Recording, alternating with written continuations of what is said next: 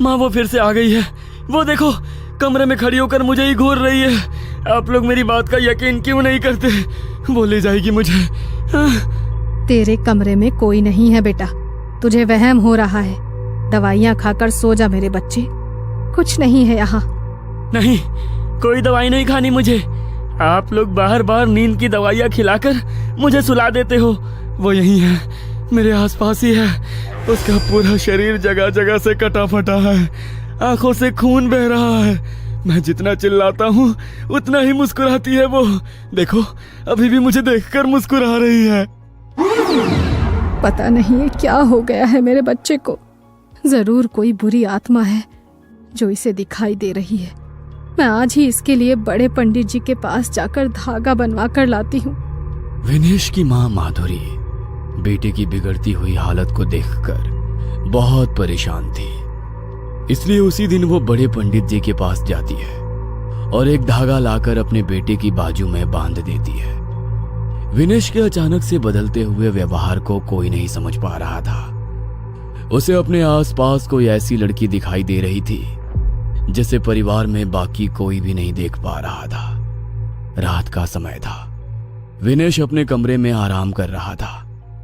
आधी रात के समय विनेश की छोटी बहन रिंकी को प्यास लगती है और वो पानी पीने के लिए रसोई की तरफ जाने लगती है। अचानक ही उसे भाई के कमरे से कुछ अजीब सी आवाजें सुनाई देती है।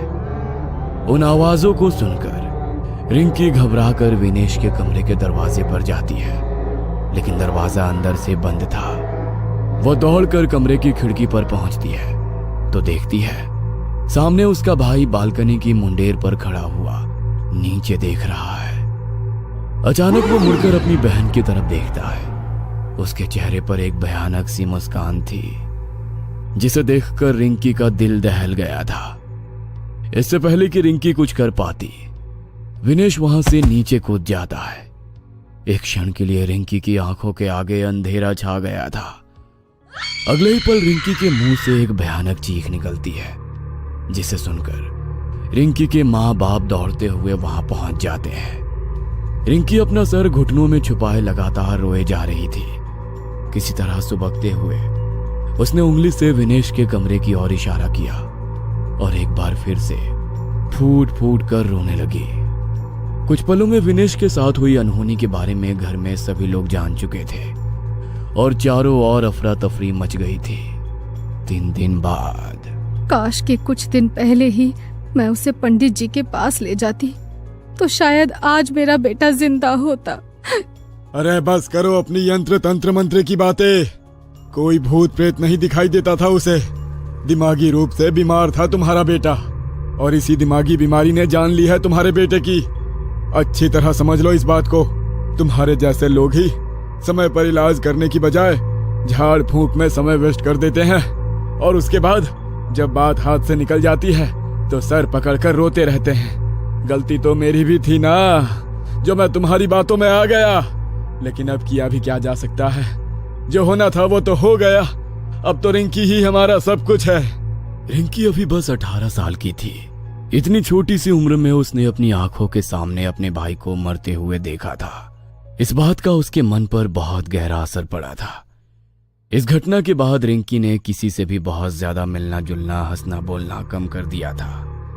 वो दिन रात सिर्फ अपने कमरे में बैठकर पढ़ाई करती रहती, मानो एक जुनून सवार हो गया था उसके सर पर। रिंकी बेटा, जो होना था सो हो गया। अब तेरे इस तरह कमरे में बंद होकर अकेले रहने से कुछ नहीं होगा। बेटा, घर से बाहर निकला करो, दोस्तों से मिला जुला करो। ऐसे कैसे चलेगा?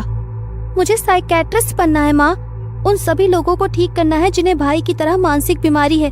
मैं नहीं चाहती कि भाई की तरह दुनिया में अब कोई और अपनी जान इस बीमारी से गंवाए। 10 साल बाद अपनी मेहनत और डेडिकेशन के चलते रिंकी एक सक्सेसफुल साइकियाट्रिस्ट बन चुकी थी। उसने जानबूझकर क्रिटिकल पेशेंट केयर डिपार्टमेंट ही चुना था। वो अपने दिन का ज्यादातर समय क्रिटिकली इल पेशेंट के साथ ही बिताती थी। हर एक मानसिक बीमारी से जूझ रहे पेशेंट में उसे अपना भाई विनेश दिखाई देता था, इसलिए ऐसे पेशेंट को ठीक करने में वो अपनी जान लगा देती थी। डॉक्टर, एक क्रिटिकल पेशेंट आया है, प्लीज जल्दी कीजिए। नर्स के इतना कहते ही रिंकी तेजी से इमरजेंसी वार्ड की तरफ जाने लगती है। अरे पागल नहीं हूं मैं, जाओ तुम सब के सब यहाँ से जाओ।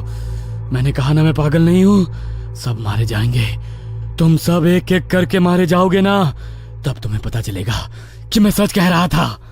देखो, कोई तुम्हें पागल नहीं कह रहा है, लेकिन थोड़ा सा शांत हो जाओ। अभी डॉक्टर साहब आएंगे और आपका चेकअप करेंगे। आपको घबराने की बिल्कुल भी जरूरत नहीं है, बस शांत हो जाओ और गहरी सांस लो। मौत मेरे सामने खड़ी है और तुम मुझे शांत रहने के लिए कह रही हो। आज रात तक ले जाएगी वो मुझे अपने साथ। बुला लो तुम अपने डॉक्टर को। जितनी दवाइयाँ खिला सकते हो खिलाओ, उसके ऊपर तुम्हारी दवाइयों का कोई असर नहीं होने वाला। डॉक्टर, मैंने अपनी लाइफ में ऐसा केस कभी अटेंड नहीं किया। ये पेशेंट तो बहुत वायलेंट हो रहा है। इसने अकेले ही 2 वार्ड बॉय को ढकेल के दूर फेंक दिया है। इसने 2 वार्ड बॉय को ढकेल के दूर फेंक दिया। इसकी कंडीशन देख रही हो, आंखों के नीचे काले गड्ढे हो गए हैं। शरीर में ऐसा लग रहा है कि खून ही नहीं है। 10 कदम भी ठीक से नहीं चल पाएगा ये, और 2 आदमियों को ढकेल दिया। वही तो मैं बोल रही हूँ ना डॉक्टर, मुझे तो ये कुछ और ही केस लग रहा है। तुम जाओ, जाकर अपना काम करो। नर्स हो ना, कैसी बातें कर रही हो। ऐसा करो, हॉस्पिटल की जॉब छोड़ो और किसी तांत्रिक के साथ ज्वाइन कर लो। कहानियां अच्छी सुनाती हो। नर्स को डांटने के बाद रिंकी पेशेंट के पास जाती है। देखो, एकदम शांत हो जाओ। हम कुछ नहीं करने वाले हैं तुम्हारे साथ। और किसने कहा कि तुम बीमार हो? बिल्कुल भी बीमार नहीं हो तुम, ठीक है? कोई दवाई, कोई इंजेक्शन, कुछ नहीं देंगे तुम्हें। यहाँ एडमिट भी नहीं करेंगे। बस मेरे साथ थोड़ी देर बात तो कर सकते हो ना। अपना दोस्त समझ लो मुझे। ये देखो, मैंने अपना डॉक्टर वाला कोट भी उतार दिया। अब तो मुझे अपनी फ्रेंड समझ सकते हो ना। अच्छा बताओ, क्या हो रहा है तुम्हारे साथ? मुझे पता है कोई तुम्हारी बात नहीं सुनता। मैं सुनूंगी। जो भी तुम्हें फील हो रहा है सब बताओ मुझे, बिल्कुल डिटेल में। ये सब कुछ कब शुरू हुआ और कैसे हुआ, और इस समय तुम क्या फील कर रहे हो? कोई जल्दी नहीं है, मैं हूं यहाँ पर तुम्हारे साथ। जितना वक्त लगे, टेक योर टाइम। रिंकी की जादुई आवाज सुनकर कुछ पल के लिए पेशेंट अनुज शांत हो गया था। वह सामने रखी चेयर पर बैठ जाता है और टेबल पर रखा 2 गिलास पानी एक ही सांस में पी जाता है। तुम एक डॉक्टर हो, तुम्हें शायद मेरी बात पर यकीन नहीं होगा। मुझे भी यकीन नहीं था जब मैंने अपनी आंखों के सामने अपने पापा को जब उस रोड एक्सीडेंट में मरते हुए देखा था, तो सबने मुझे यही समझाया था कि मौत पर किसी का बस नहीं चलता। लेकिन मैं गलत था। मौत पर बस इंसानों का बस नहीं है, लेकिन वो चाहे तो मौत को अपने इशारों पर नचा सकता है। मैं समझ नहीं पा रही हूँ, तुम कहना क्या चाह रहे हो? वो मतलब कौन? तुम देखना चाहती हो? जल्दी ही तुम उसे देखोगी। तुम्हारा मतलब क्या है? देखो, तुम छोड़ो ये सब, शांत हो जाओ। तुम्हें हेलुसिनेशन हो रहे हैं। ये बस एक मानसिक बीमारी है जिसका इलाज हो सकता है। This is a severe case. मेरी मानिए तो आप कुछ दिन के लिए एडमिट हो जाइए। मुझे एडमिट करोगी तुम? हाँ?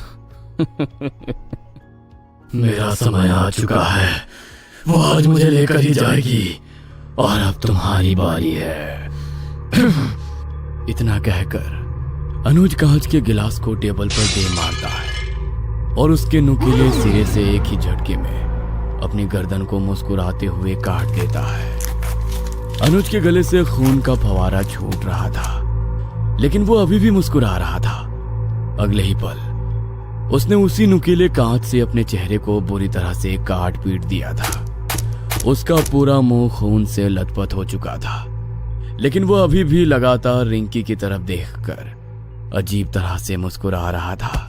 अपने इतने साल के करियर में उसने आज पहली बार इतना खून देखा था। अनुज को जमीन पर खून से लथपथ देखकर उसे बरसों पहले अपने भाई की मौत के दृश्य याद आने लगे हैं। एक पल के लिए रिंकी की आंखों के आगे अंधेरा छा गया था। चारों तरफ सन्नाटा और अंधेरा था।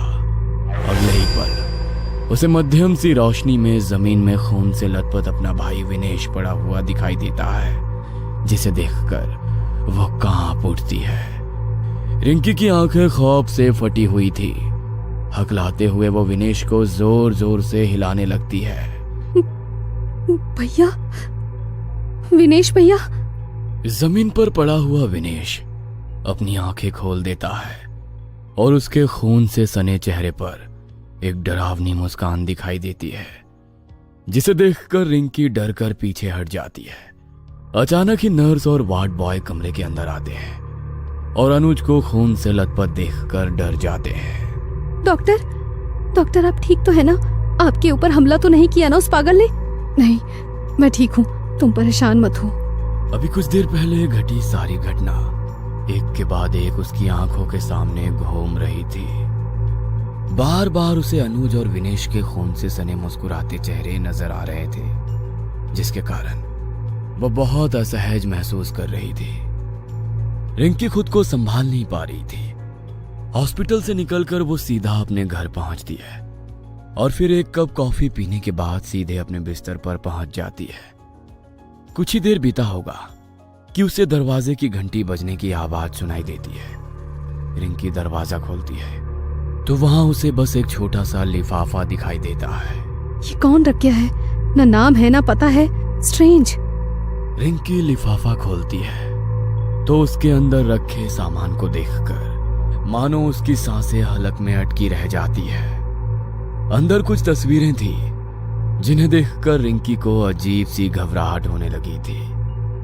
लिफाफे के अंदर पहली तस्वीर उसके पेशेंट अनुज की थी, दूसरी उसके भाई विनेश की और तीसरी उसकी खुद की। सभी तस्वीरों में एक असामान्य बात यह थी कि उन सभी के चेहरे बुरी तरह से कटे हुए थे और फिर भी वो मुस्कुरा रहे थे। इन 3 तस्वीरों के अलावा भी उसमें एक चौथी तस्वीर थी। रिंकी नहीं जानती थी कि वो चौथी तस्वीर किसकी है। मनोवैज्ञानिक होने के बावजूद रिंकी को महसूस हुआ जैसे डर से उसके हाथ पांव ठंडे पड़ रहे हैं। अपने हाथों को आपस में रगड़ते हुए वह फ्रिज से दूध निकालकर एक बार फिर कॉफी बनाने लगती है। रिंकी फ्रिज के डोर के रिफ्लेक्शन में खुद को देखने की कोशिश करती है, तभी उसे अपने पीछे किसी की इमेज फ्रिज के डोर में नजर आती है।